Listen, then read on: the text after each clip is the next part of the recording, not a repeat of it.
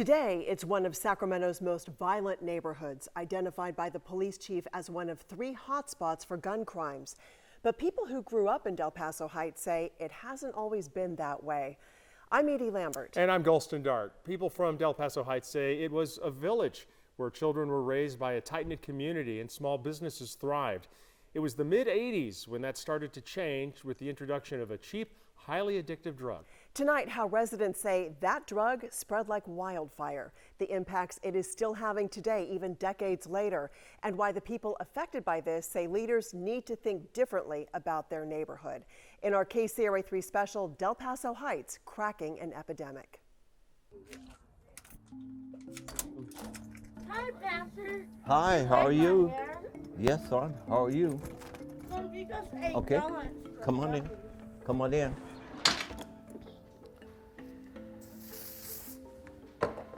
Yeah, okay, here we go. I became a barber in Del Paso Heights in 1962. That was the time I used to leave my door open. It seems like at that time the community was more or less one rather than divided. How long have you been coming here?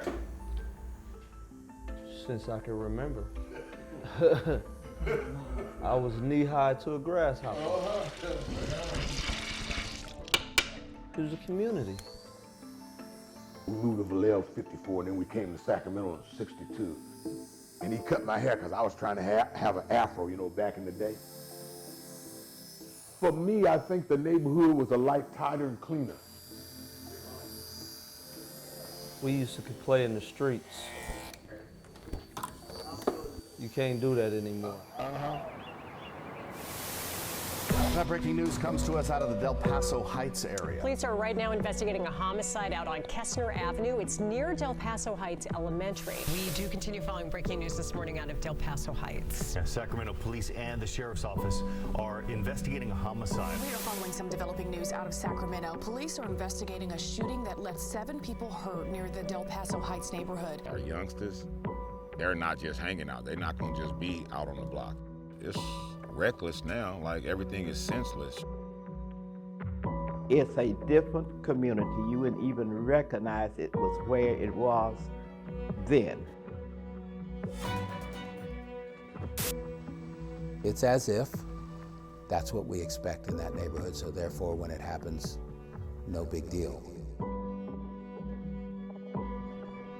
What bothers me the most is that we never talk about the root cause. You're demanding entry. Clean appearance. Go. Dog.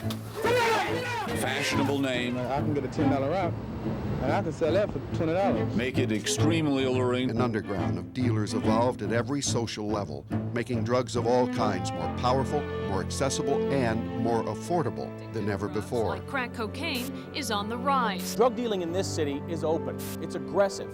It's epidemic. California is believed to have the highest rate of drug use in the world. We are all frightened by the crime and the cost and the consequences of America's drug orgy. The kind of message in law enforcement was arrest, arrest, arrest. If you're a gang member in the city of Sacramento, you're going to get a little special attention from the Sacramento Police Department. Youngsters going to jail, getting killed. Gang-style shootings around Sacramento. There are certain neighborhoods where there's more shootings, more homicides. Police are scared to come down here. El Paso Heights is definitely one of them.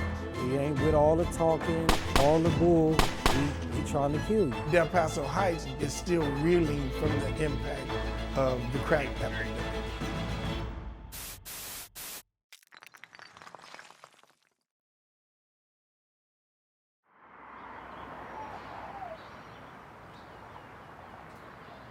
This is where the heartbeat of North Sacramento was. Once upon a time, Del Paso Boulevard was the place where everybody came for just about everything. This is where everybody came to shop, where they came for activities, where, you know, the community on the weekends, this place was live. You know, you also had the ice skating rink here, which was one of the first ice skating rinks in all of California, was right here on Del Paso Boulevard. The tagline for Del Paso area or North Sacramento was the Garden of Eden, just a few miles from Sacramento. Del Paso Heights was a community that was one of the communities where black people were more comfortable in living. There were no deed restrictions that didn't allow blacks like in other places in Sacramento. You talk to people from Del Paso Heights from the 50s and 60s, they will tell you that was the place to be. It was just the most incredible neighborhood. It was a place where everybody took care of each other, everyone knew each other, everyone protected each other. It was a beautiful place to grow up. There was this whole trying to figure out how to live together. You know, blacks and whites were trying to figure it out. This was a test, if you will. You know, there weren't a lot of places where integration had really taken hold. And so white families started to move out. So Del Paso Boulevard had things like bowling alleys, theaters.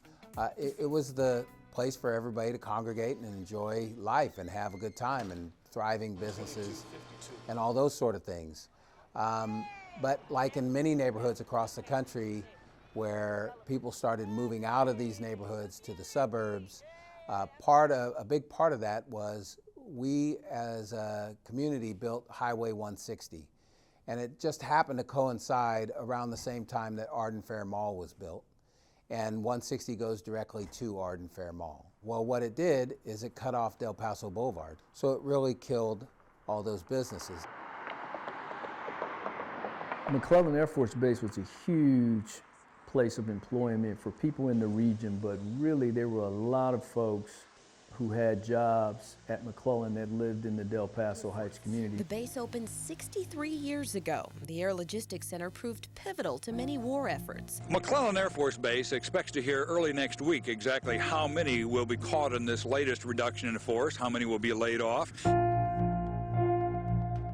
McClellan Air Force Base was North Highlands, and now it's not. It's a shame. Sacramento needs McClellan. It would just impact too many people,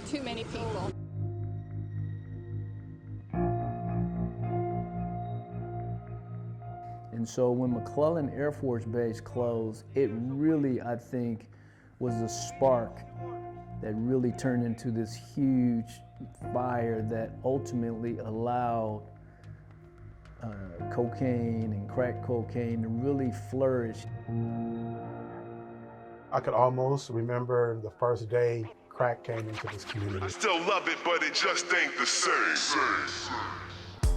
It's as innocent looking as candy, but it's turning our cities into battle zones. It's no secret that California's drug problems are a major part of a growing national and global illicit drug trade.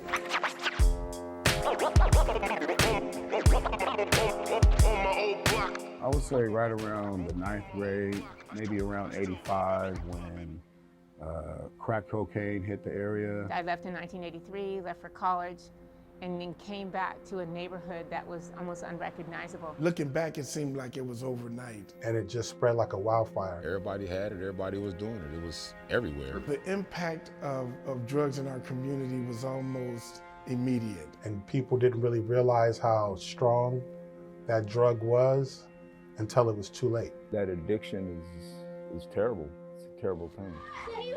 We heard that somebody was selling drugs in here. 8 ball, 1/16 sold. It was everywhere, yeah. It was throughout the whole city. You'd be busted. Throughout California. Oh my goodness. How do you describe someone losing their life but they're still alive? People became zombies. The people would look like they was losing their minds. But everybody was afraid. Everybody was running, trying to get that. And I was talking to one of my friends, and when she told me she was going to work and stopped at the stoplight, and somebody walked up to her car with somebody that we grew up with, and she was devastated. And she was like, "Oh my God, she looked like a zombie." You knew these people and who they were and what they were capable of, and you're saying all this potential unrealized. All of this talent unrealized because they got caught up. I was actually introduced to it at about age 18, actually for my birthday. It was just a recreational thing to do. I didn't know the effects of it. Yeah, I was a great athlete. I think I was one of the best, you ask me.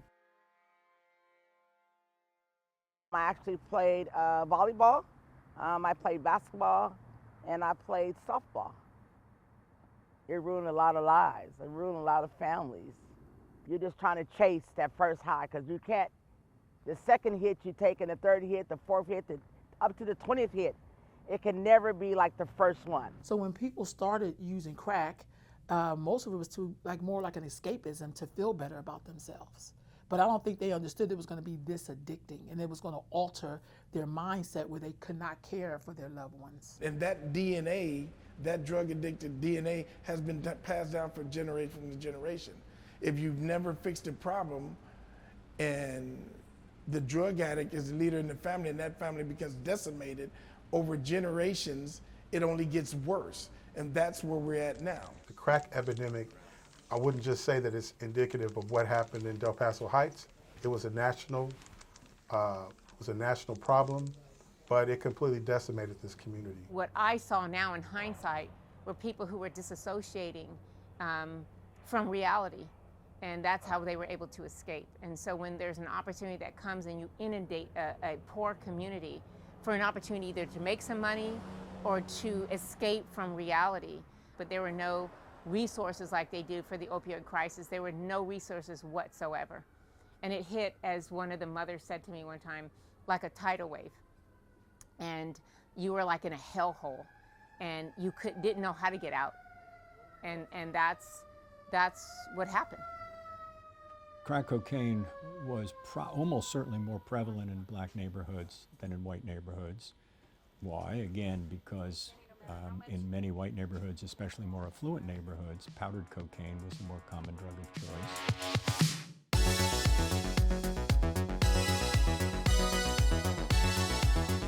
Think about Hollywood in the 1980s, and it may even be true today, but you think about where cocaine was commonly available among wealthy people,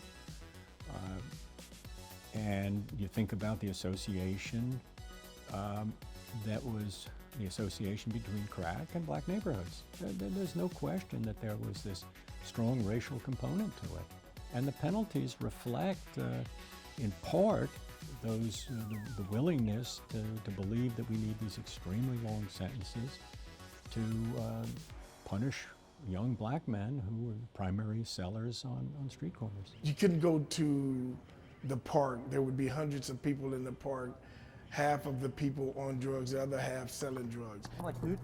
How much is that? Dime. You couldn't even drive by some parks without your car being swamped and people trying to offer you drugs, sticking drugs inside your car window trying to get you to buy theirs. This park where we're at right now, this is Mama Mark's Park. Literally, this was a drive-through drug service. People would sit throughout this park all around here, and you could literally drive up or walk up or ride up on your bike and buy any amount of dope that you wanted. When I go to school, I'm scared of thugs because they'll steal your coat for drugs. As a youngster, when I first started selling drugs, I didn't have no aspirations to be in it that long. I thought I could sell enough drugs for 2-3 years to get me out the way. And I ended up stuck in that lifestyle, in that world for 18, really more like 20 years. So what's up? You have to understand how things are up here. Before I stopped, I literally was damn near the supplier to everybody in this community. You know, I feel, like I said, I wasn't doing it because I wanted to be the man. I was doing it because I had a need. And you know, it was unfortunate that I was in it so long, but that was really the cause of my original reason for hustling, was the need to feed myself and clothe myself. You had people that were doing it better than others, you know what I'm saying? That felt like, you know, this is my spot, this is what I'm doing. If you come over here, you gotta deal with me. But I do know crack cocaine divided our community, you know what I'm saying? It broke up the community raising the children, you know. A lot of the adults were on crack, you know what I'm saying? And then that led to a lot of the youngsters start selling crack, and it just became an epidemic from there. How old were you in like 85 when it started to come in? 85, I was 12 years old. The drugs brought out gangs. because they started seeking territory and who would sell what where. So I think it was kind of hand in hand. When drugs came into the community, so did gangs. Nobody really took it really serious until drug money. I guess the right people got involved and it went haywire from there.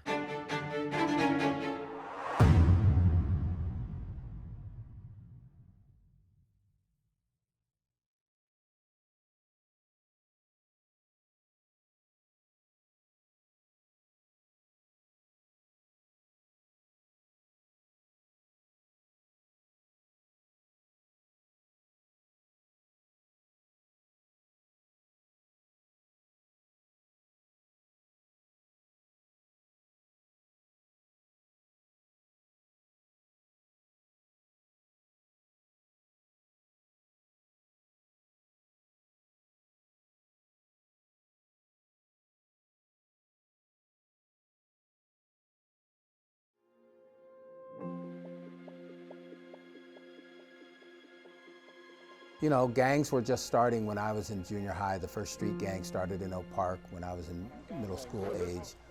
And these were rival gangs, so in rival neighborhoods. Trey Times peace, that's all you need to know. Trey Times for life. Well, the first thing that I remember that really stuck with me was my mother was saying to me, you know, when you come home, son, you can't wear blue or red. Bloods want to take over where the Crip is making the money. It's all the Bloods want to be on top. They don't want no Crips on you. They gonna clean it out. One of the things that the crack epidemic did was it divided a neighborhood that was already pretty small and close-knit. It divided that neighborhood. So the Strawberry Manors and the plazas and the Heights didn't necessarily get along. So you get gang violence, you get conflict. And these are families that are connected, closely connected in this community. And now all of a sudden they're kind of going against each other.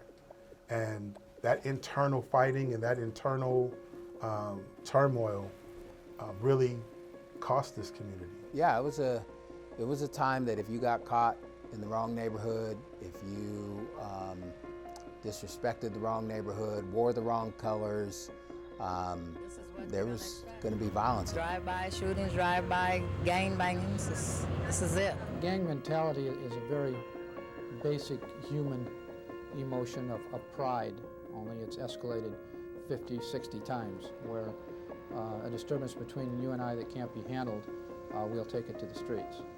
And you will gather all your friends, and I will gather all my friends from the neighborhood, and we'll do business. You go too far one way, you're dealing with your enemy. You know, you're running into people that you're at war with. So you had to have your own area. And that's when I was like 13. Me and the kids that I grew up with, my friends, my homies, we actually started Nogales Crips. Nogales was known strictly for killing people.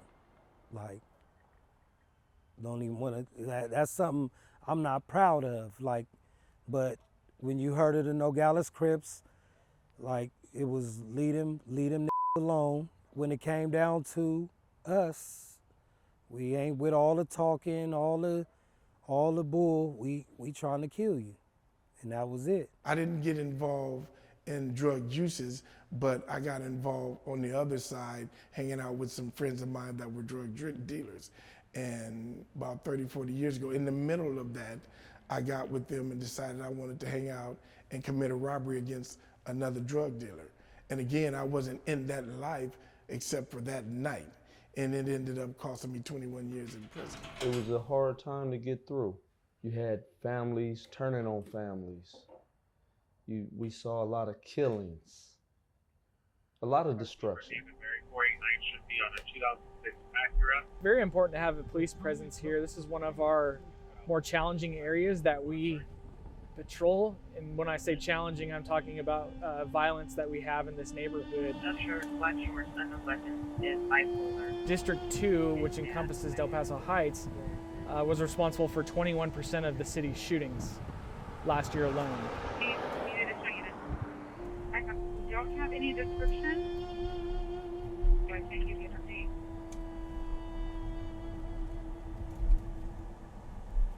I've worked many different narcotics investigations in my time being a gang officer, focusing on different areas of not only Del Paso Heights, but District 2, where we see illicit narcotic sales that, they decimate neighborhoods.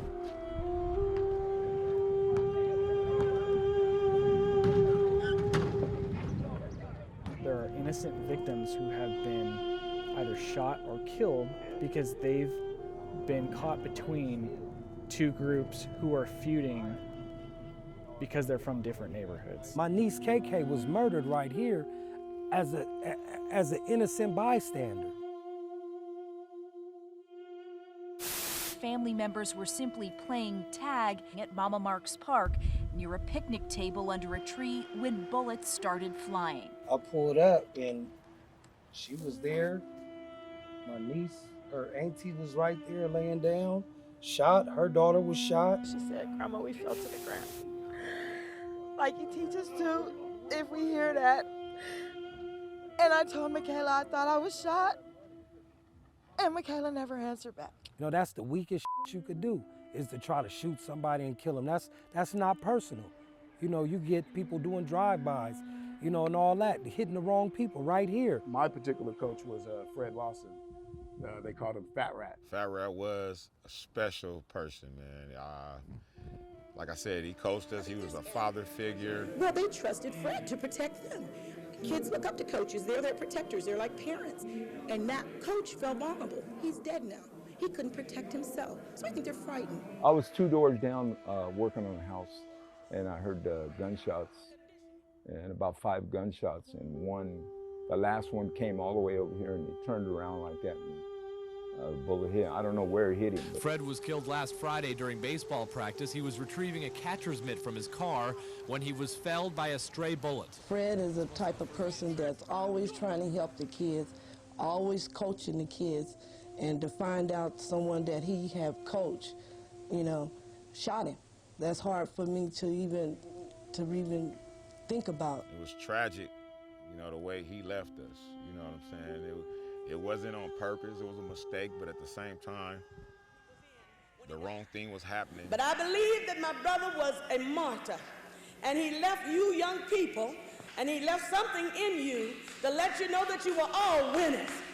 We are winners in Del Paso Heights.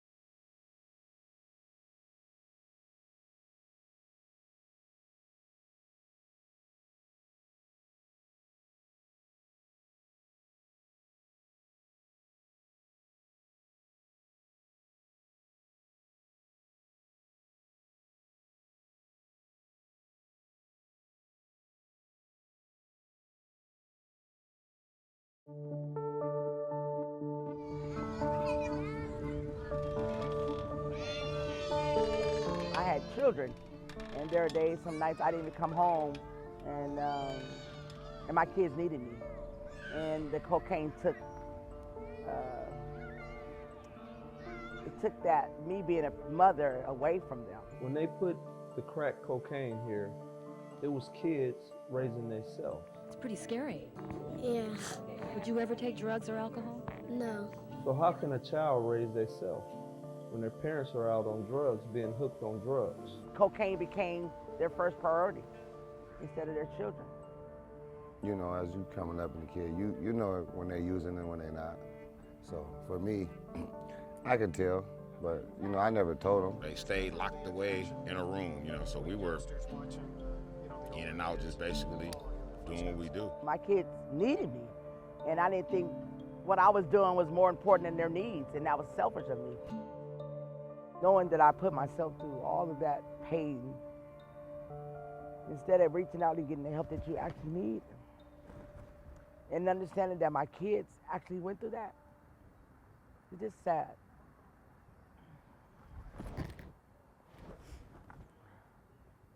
a lot of single parents, single home families, you know.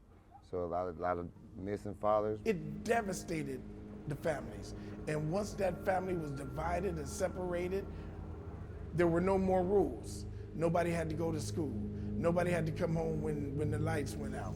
You could do what you want because mom and dad were strung out. I had to be way more responsible than a normal child should have had to be. And then he shot him in the chest, and homie fell. And then he shot the gun at the guy's head. It's like people do bad things, do drugs.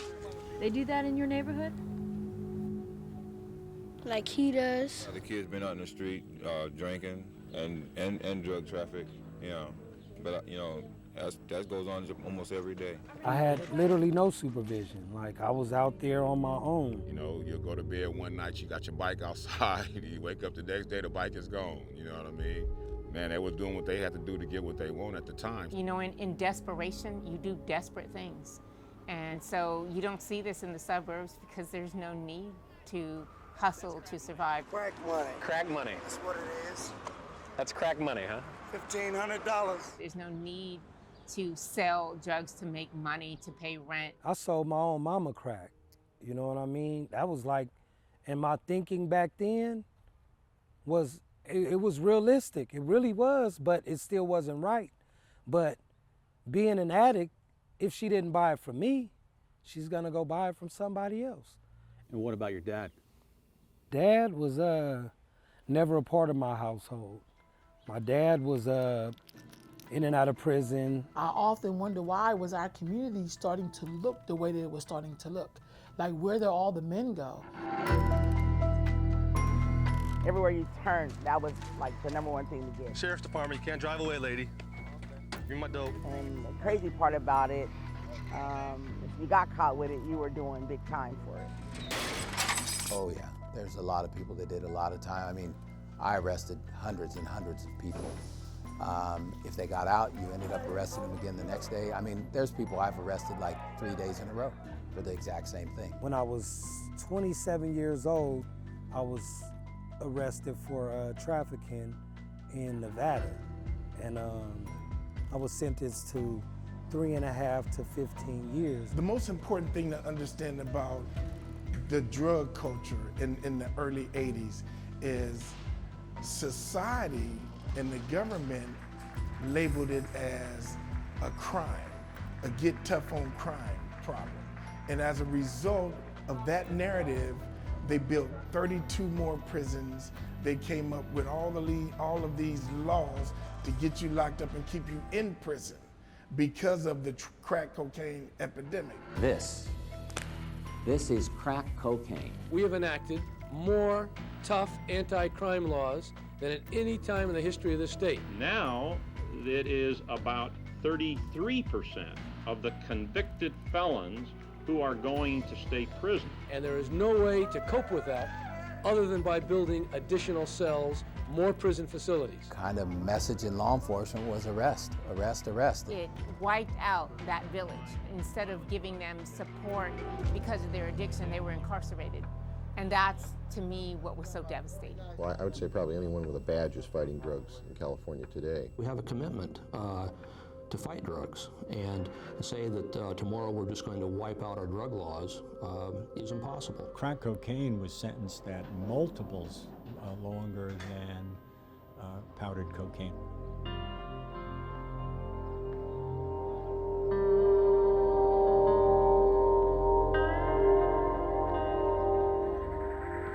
The idea that crack cocaine was more addictive than ordinary cocaine is just inaccurate. We've had a drug war that's been going on for a long time, and I'm convinced we're not winning it. And I'm convinced it's the wrong approach. During the war on drugs, you had a broad coalition, even among liberal legislators, who jumped on the bandwagon and voted in favor of draconian drug laws.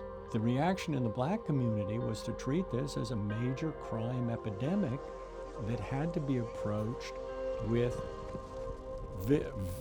vigorous and often violent law enforcement response, break down the door kind of response, and then throw away the key when you got prosecution, successful prosecution. So the long-term impact was much more profound. Our community is still reeling from the impact of the crack epidemic.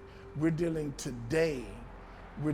with the grandchildren of those that were initially impacted by crack. If you multiply incident after incident, traumatic event after traumatic event in this community, and children grow up seeing that, imagine all that the built up scar tissue. And that happened generation after generation after generation, and here we are today.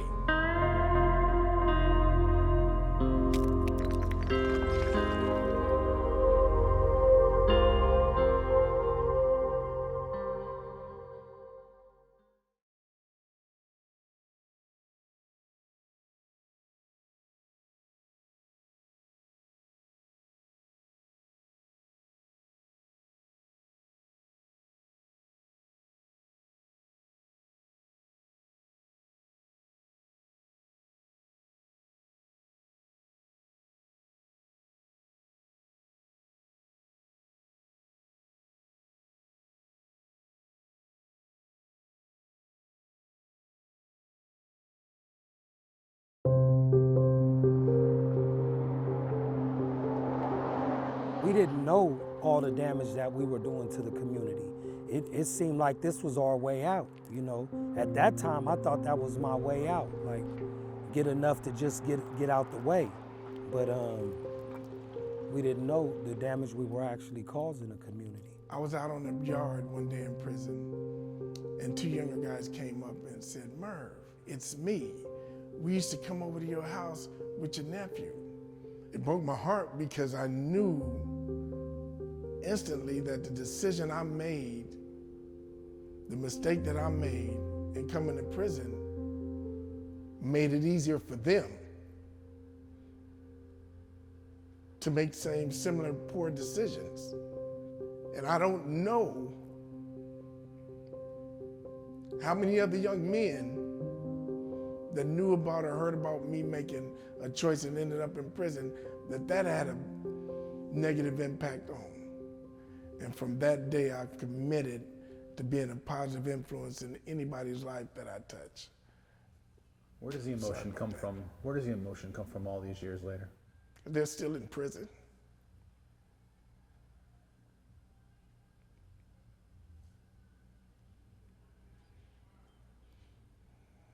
Yeah. I mean, it's a horrible waste. It's a horrible waste from so many different perspectives. It's a horrible waste from the human cost.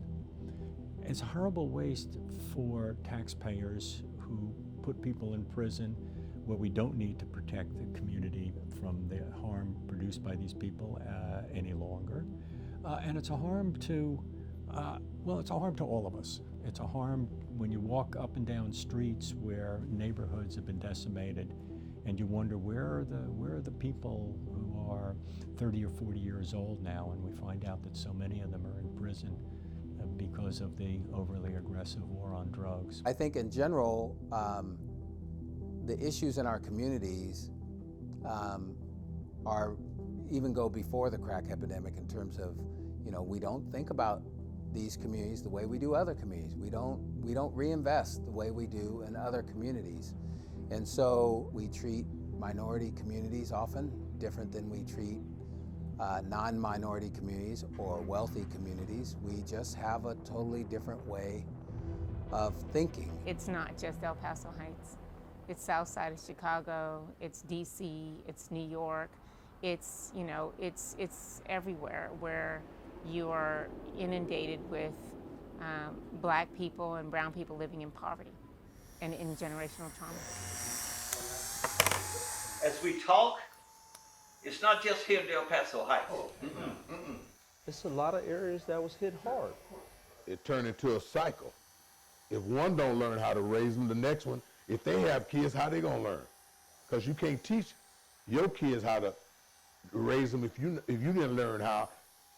It's just a cycle that continues until somebody breaks the cycle and discover, hey, I got to start raising these kids. We need more programs. Yeah, that's what I was trying to say. We need When we were growing up, we had things to do. These children now, they don't have things to do. You know, they don't even go to the parks and let these kids play. I do know we need a lot more love and understanding. But in order to make a community back whole, the system that disrupted that community has to take some ownership for those vulnerable people. There has to be something that's put in place so that people can get a foothold and then try to pull themselves out. Gina here?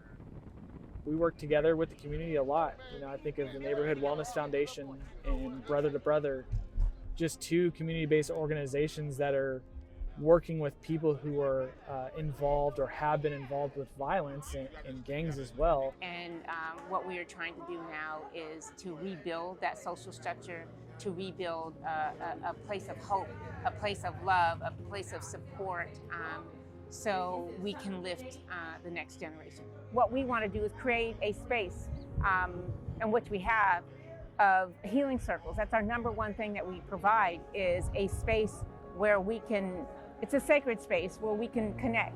I think there's an awakening that's happening within the community, where you have organizations that understand what the problems are and how we've gotten to this point and are trying to address those from the ground up. So I think over a period of time, the fruits of that labor will show, and you'll start visibly seeing a different Del Paso Heights. Investigators looking for the culprit with the narcotic dope-ish, making sodas for poets. He had a full white beard, people thought he was Moses. Overdosed it, murdered the whole block cause his verses was potent. At that moment the fools was heartbroken cause he pulled out his mic and blasted speakers wide open, diagnosed it. Found out victims were still jonesing for that moolah-ish, so he dug up a bad omen, no emotions. Smudging off opponents, not knowing how them afros got puffy without Sean Coleman. Meanwhile his stacks was growing and elbowing. Cats back in his past, he started to outgrowing police. They kept probing with campaigns and slogans, want him dead or alive. Soon enough, they was hoping at the crime scene, examining his hemoglobin, C notes embedded in his genetics. They didn't notice him. The plot thickens like gumbo soup. I'm stomping through the muddy waters in my jungle boots. The plot thickens. The plot thickens. The plot thickens. The plot thickens. The plot thickens like gumbo soup. I'm stomping through the muddy waters in my jungle boots. The plot thickens. The plot thickens. The plot thickens.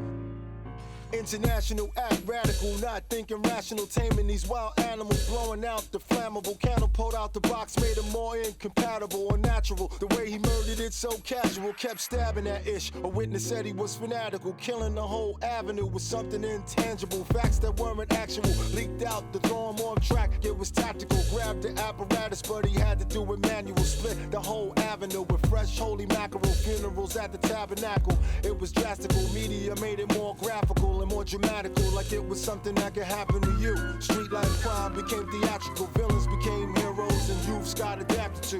It was a rap for you after the crack smacked at you, catching you with a felony, and enemies would clap at you. The plot thickens like gumbo soup. I'm stomping through the muddy waters in my jungle boots. The plot thickens. The plot thickens.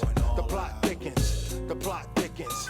The plot thickens like gumbo soup. I'm stomping through the muddy waters in my jungle boots. The plot thickens. The plot thickens. The plot thickens.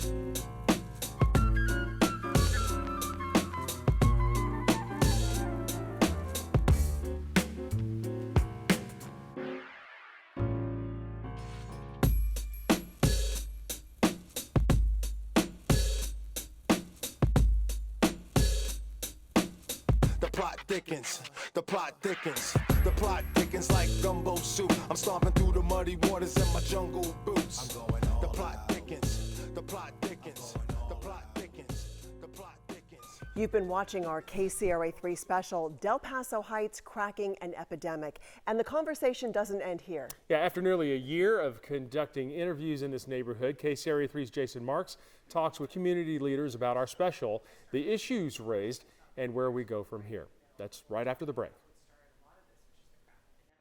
Quite honestly, I don't think that I really understood what was going on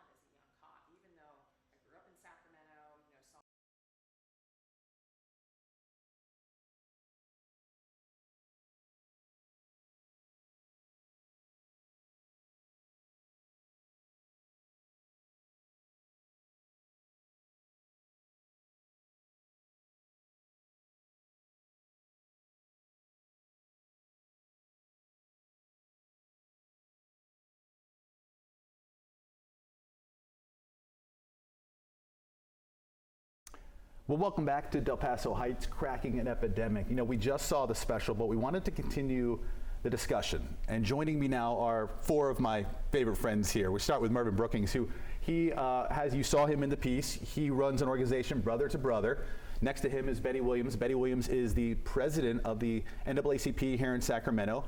Chief Kathy Lester from the Sacramento Police Department. And you just saw Gina Warren in this special. And Gina, I'm going to start with you because this whole thing began with the conversation we had. If just to give you a little bit of background, last year after the K Street shooting, KCRA asked me and Jack Noonan, photographer Jack Noonan, to go and do a series of stories looking at people and community groups who are trying to combat violence and cut down on crime. And when I interviewed Gina from the Neighborhood Wellness Foundation, Gina said, to look at the issue, you got to look at the root cause. And what did you mean by that? Because we often see symptoms. We see people acting out, we see violence, we see substance abuse. And in order for us to address any issue or to mitigate it for that matter, you have to understand where it's coming from. And so it's almost as if, putting back my clinician hat is just understanding that we have to get history. And when we get history, we can be more strategic in how we address the challenges. What was your reaction to the special? It's like when I had called you and said, I wish we had more and more time, but I thought that what you captured was what it was. There were some multi-generational comments on there because you have different people growing up at different times, but Mervyn and I grew up there at the same time. It was the most incredible neighborhood, and I wanted that to be captured, and you understood that. But it also described what happened. And we want people to understand what happened so we can see the intergenerational impact that it had on our community. And we had a conversation, I think last week. There's been a series of incidents that happened along Del Paso Boulevard. And you said, what we need are resources. Yes, we need resources because we know what happened. We understand very clearly what's going on. We now just need the resources because it's the people in the community that can help change the trajectory of the community.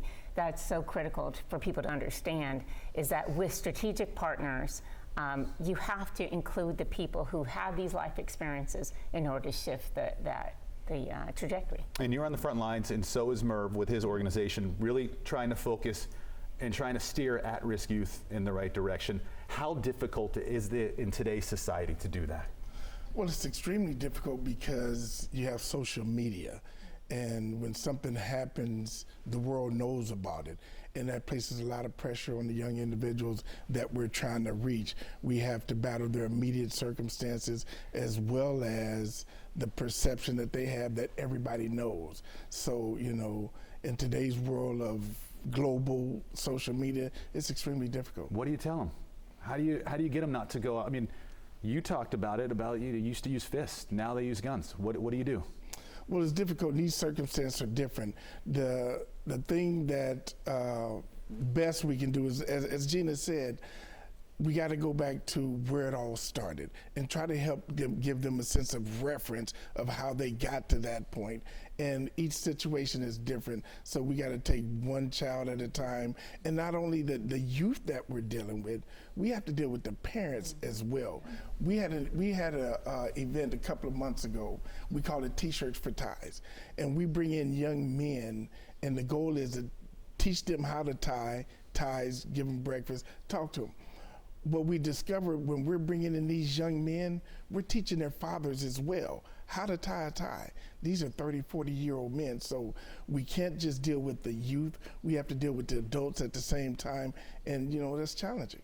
And Betty, we had a conversation. You grew up outside of Chicago, and you remember this period between the 85 and 95. How much did race play into this?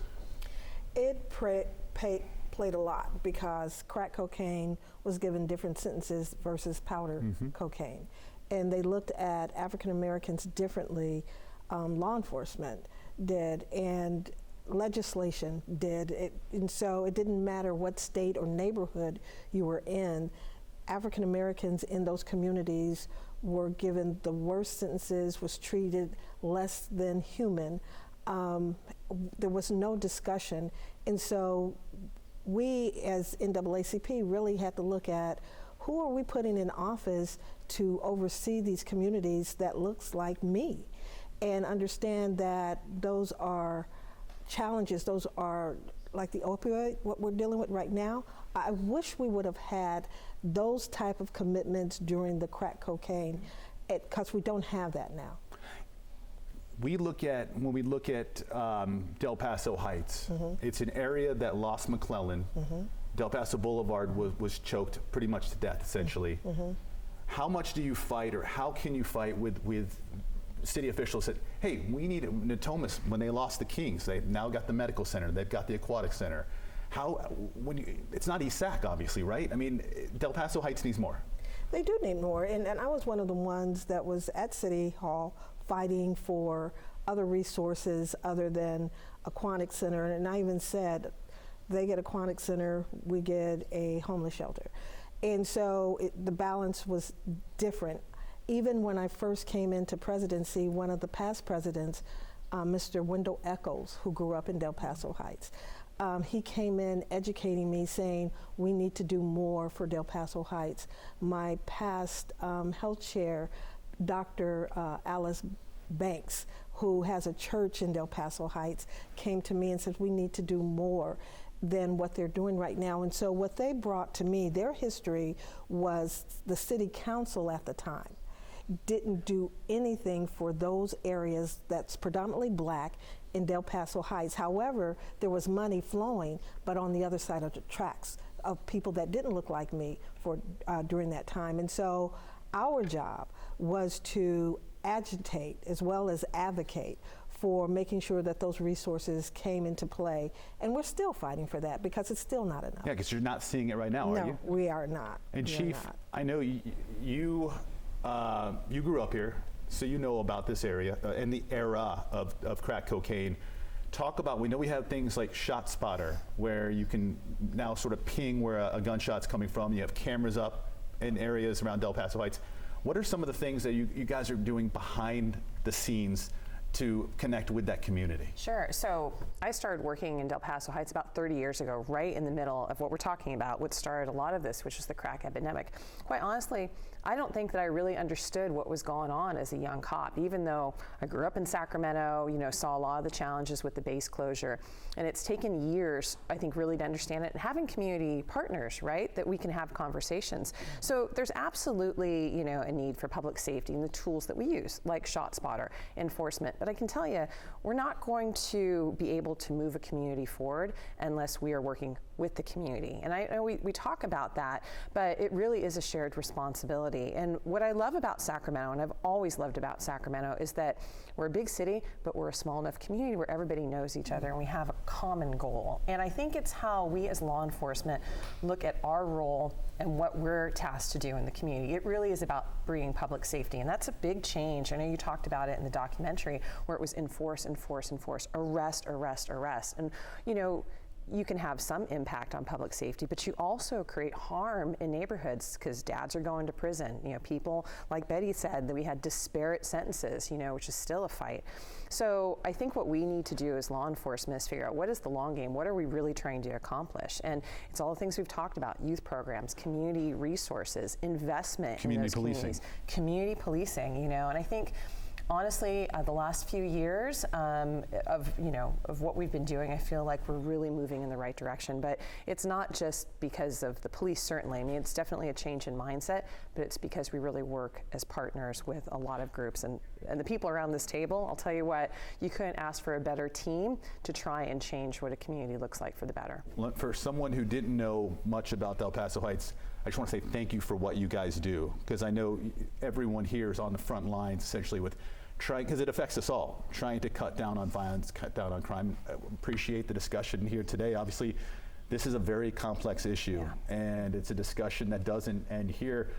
In full disclosure, we did contact Councilman Sean Malloy, who represents Del Paso Heights in that district, and we contacted him about a month ago, and he said he'd be here, and about an hour before we were going to do this discussion, he canceled on us.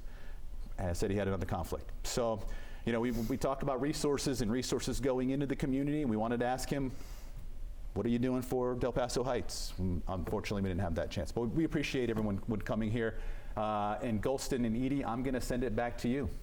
We want to thank you for watching our KCRA3 special, Del Paso Heights, Cracking an Epidemic.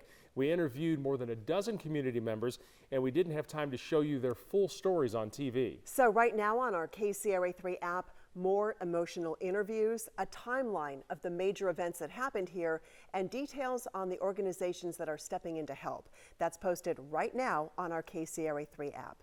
Thanks for watching, and good night.